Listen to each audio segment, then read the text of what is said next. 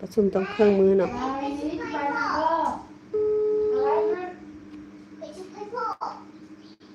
ปิดโทรศัพท์ไว้เลยประชุมฮัลโหลโดยอ่าหาหากวดเครื่องที่ส่งไปให้แน่ว่ามีบ่โอ้เดี๋ยวผู้ให้เดี๋ยวผู้เรียนมื้อนี้บ่ได้เปิดห้างเพิ่นเฮ็ดอันเพลนนะ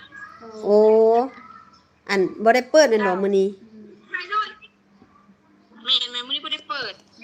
อ๋อคันท่าน แต่ บ่ ว่าเขา เป็ เปิ น ดโทรศัพท์ให้เดี๋ยวเฮาเบิ่งให้แล้วเฮาส่งบอกเด้อ ได้ ว่ามีบ่ แต่ว่าถ้ามีไปเอาเครื่องได้ซั่นบ่บ่ที่เพิ่นเฮ็ดเพลนเราผู้ว่ามาสูตรคันท่านก็บ่เป็นหยังวันจันทร์ก็ได้ซั่นนะถ้าว่าอันนั้น โดยขอบใจหลายๆเปิดโทรศัพท์ให้หยังซั่น บริมาณลูกค้าบ่มีรถขี่นี่ที่สั่งเครื่องมาก่อนแล้วที่แก้ประกอบประเดียว